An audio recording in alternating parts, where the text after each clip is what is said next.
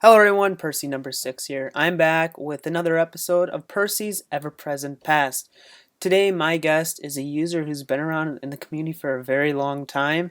It is OrigamiAirEnforcer. How are you doing today? I'm doing fine, thank you. No problem. So I have a few questions I'd like to ask you. For starters, I'd like to ask you, what made you join the community in the first place?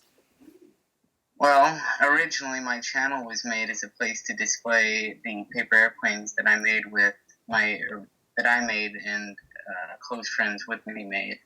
But at that time, I was actually not the one who designed them. A lot of the ones that were made were uh, others that we found on YouTube.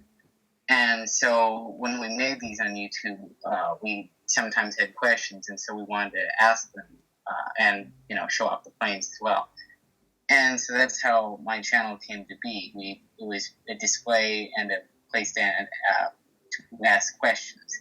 Later on, though, I saw Thomas videos, and while I hadn't expected to interact with Thomas users, I started to see them, and I saw videos by people like Henry Fan 88, James is 5, and Arbofil, and I thought they were real cool, and I made friends with a lot of the users, looking at their videos, commenting on them, and such. I remember that. I remember seeing you. I mean, we both had a lot of similar friends, so I mean, we've been around for a very long time at this point.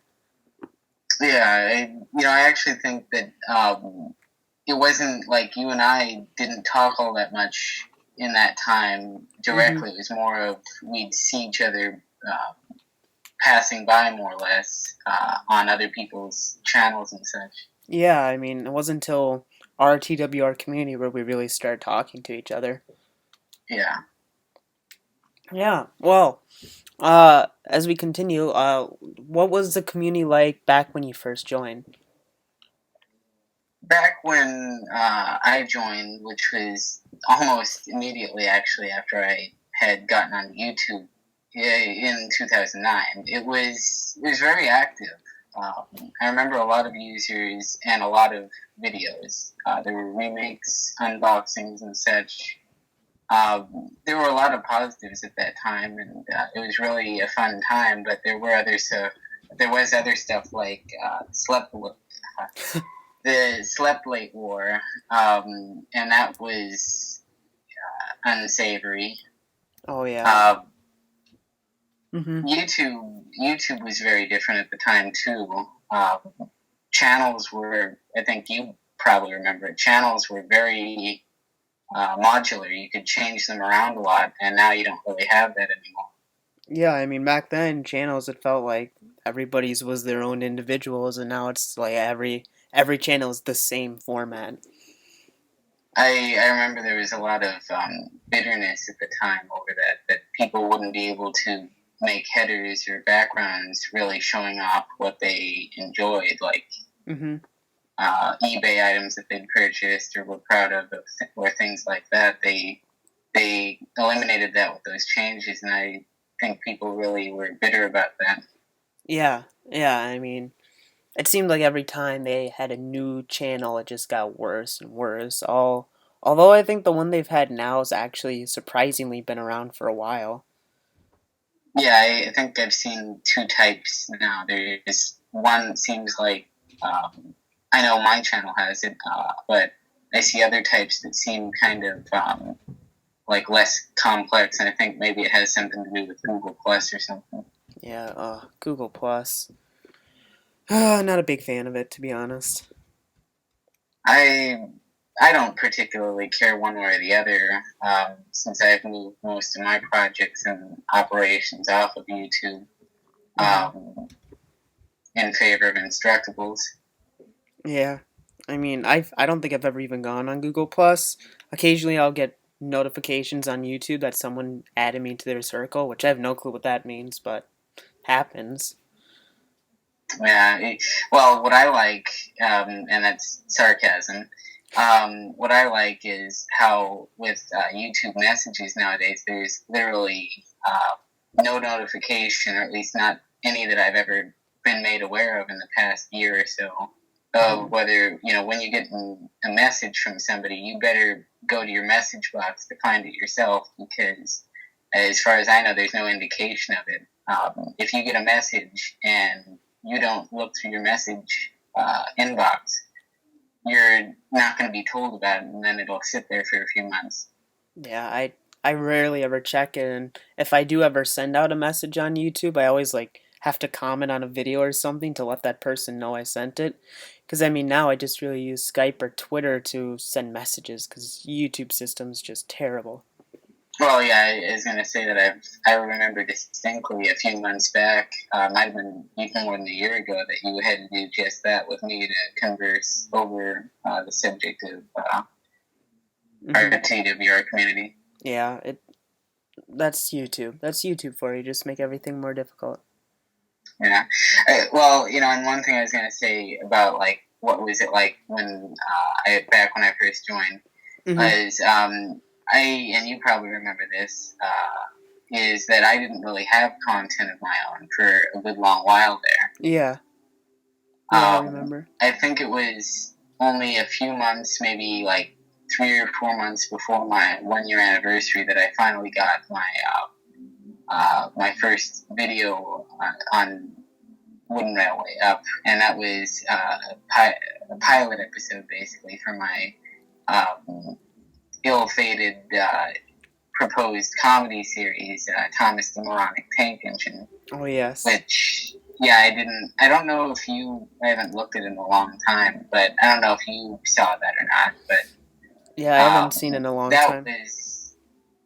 Yeah, well, I mean, I still have it up. It's on YouTube, but it's been private since 2013, thereabouts. Yeah. The primary thing that killed that, more than anything else, really, was time constraints and really equipment limitations.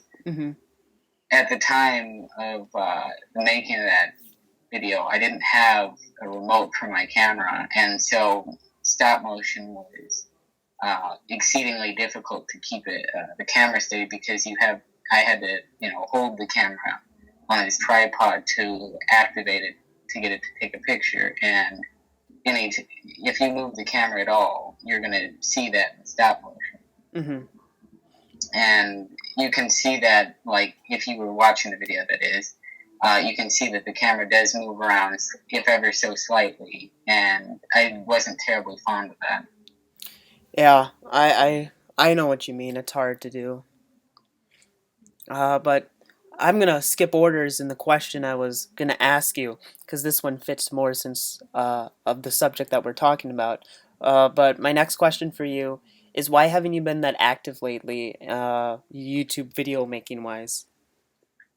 Well, primarily because, in general on YouTube anyway, the reason why I haven't really made any movements on my own channel is because YouTube isn't exactly ideal for what I do in general, as far as paper airplane making goes nowadays. And this actually has been a topic that's intertwined with the Wooden Railway community, or at least it did a few months back. I haven't been told really if it is still a problem, but cloning and video theft are just rampant problems for paper airplane makers. I mean, I'm friends with, one of the big paper airplane makers. There's two. I don't really talk to the other one all that much, but we're on good terms, I suppose. We just don't talk much. But what happens to them, and I'm passing along links to the other fellow that I am in close contact with a lot of the time. And every day I have another link to send him of one of his videos stolen by yet another person. And, he gets really aggravated by it. I mean, he's a kind guy, but he gets aggravated by it because he puts a ton of work into designing his paper airplanes and then going along and making the videos for them. And then it gets stolen and somebody re-uploads it, and, all that occurs. And it's that's not the only reason why I don't make videos on YouTube. In fact, I have been considering it as of late, but it's also just easier, I think, in a certain way for me to do it as I do on Instructables. If anyone looks at what I do there, because still frame photography is sometimes a lot easier than video editing is. I'm sure you're aware because you do video editing work. Yeah, I do. And yeah, if I mess up a shot with the still frame, that's literally one image. I can see it on the phone that I take the pictures on, and this photo is a bum. Let's retake it, and that's that. There's nothing that's a big problem about that. Whereas if somebody else that's shooting it in motion misses their cue or something goes wrong, they have to reshoot the entire video, and that just doesn't seem. It's not very good, I don't think.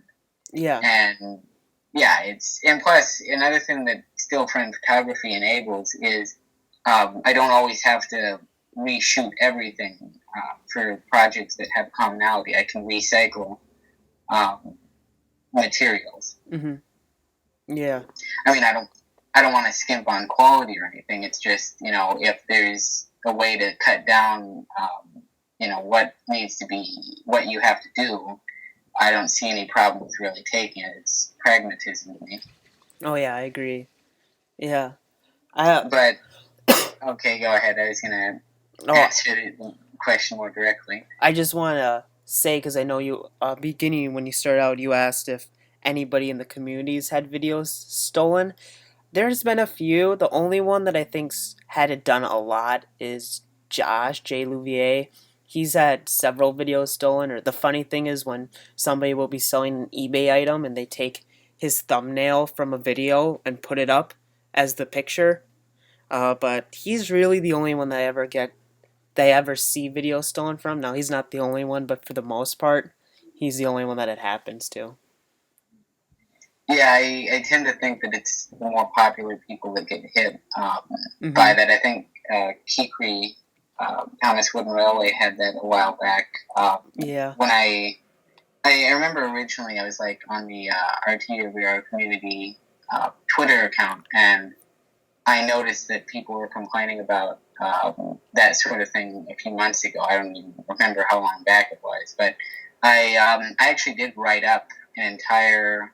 I did prepare an entire document that I was going to narrate and make a commentary on the situation and talk about it. And it wasn't that I didn't have the time or the document. I could literally have it still on my computer here. I could post the text of it to anywhere, I suppose. But it was just that people didn't seem to. It seemed to be like a 15-minute topic, and eventually people just quickly moved on. So I didn't think there was a lot of interest in it, and I was hoping to hear more from the community before I went ahead with it, so I might answer any questions they might have that I could possibly provide insight to them, my thoughts on the matter. Yes, definitely. But you were gonna continue on about earlier before I said that. Yeah, what I was going to say basically is in addition to all that, I haven't been active with the Wooden Railway stuff, not because stop motion is bad or, time consuming or anything of that nature. It's really not, and that's something I'm kind of annoyed by, that I've let the delays go on as long as they have, because now people might think that stop motion is, time consuming. Oh, Origami has been preoccupied for over a year with the stop motion. That must mean the stop motion is, really hard to do and really time consuming. It really isn't. The biggest two time consuming bits of production, for me at least, have been, when I do it, it's making the set that I'm going to film on, the scene, and then editing in Movie Maker, which is outdated, but it's an editor, so it's not the filming itself usually. I mean, you take time to film it, but it's I think the longest that I've ever spent on a single shoot is maybe 30 minutes, and it's not all that much when you get right down to it. Yeah, that's not terrible amount of time to spend. And I think I might be highballing that, a bit, but 30 minutes is a fair estimate. I'd say it, the worst case scenario I've ever encountered. Yeah, definitely. Well, similar to this question, what's your future plans for your channel and in the community in general? Well, I have several ideas in mind that what I want to do next. As far as Wooden Railway goes, as I said, I'm on the fence as to what I'm going to do in general. But as far as Wooden Railway goes, for a start, I do expect to release the current remake that I've been producing for a long time soon. If and I don't think I don't remember if I've released the name of that one, what remake it actually is, so I won't say here, but because I'm doing that, I'm going to be seeking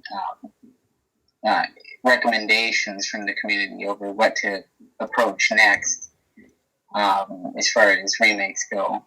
Mm-hmm. And after that, I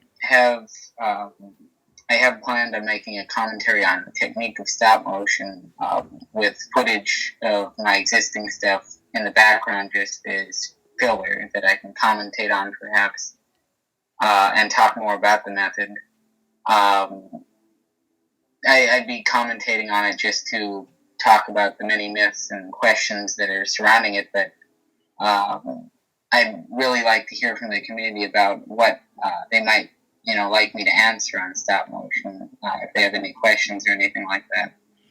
Yeah, I think that'd be great. I think just once you release your next remake, people will notice, and then they should hopefully comment and give their opinions or ask for opinions as well.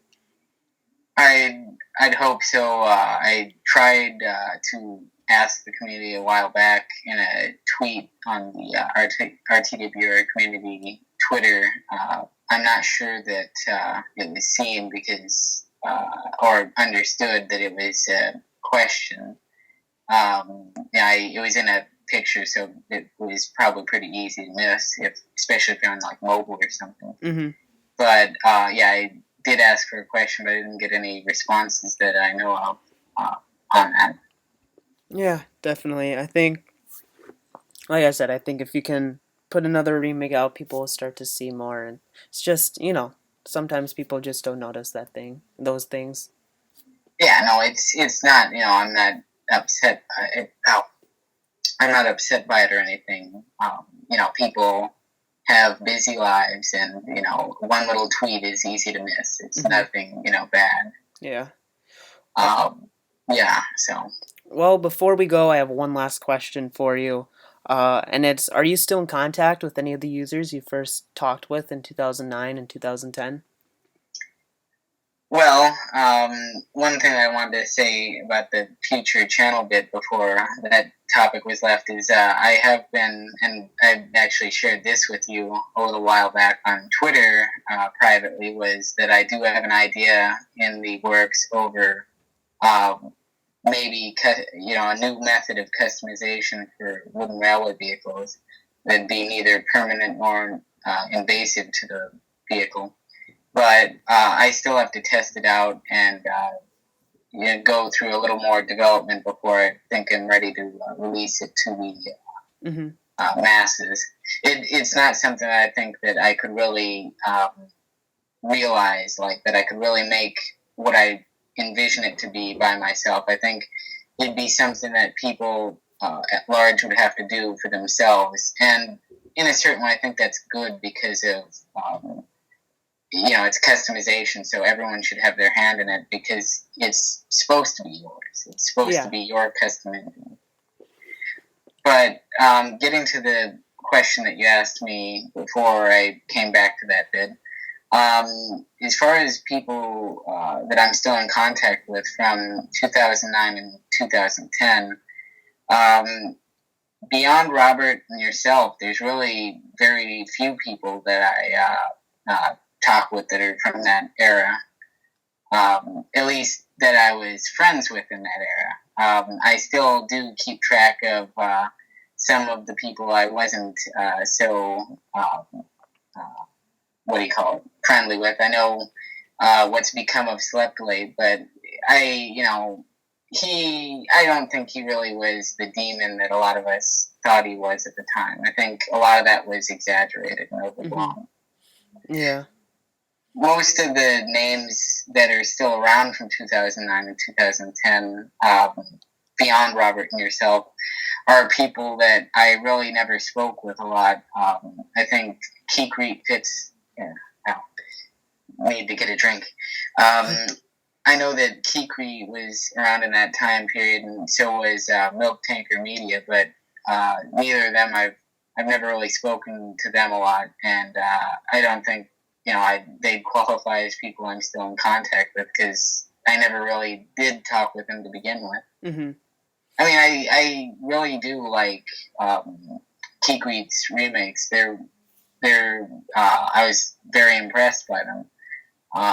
It's unfortunate that I think they've been removed from because of copyright, I think. Yeah, I know one for sure was. I don't know if he privated the others or if they're still up. I haven't checked in a while, but I know he did lose one to copyright.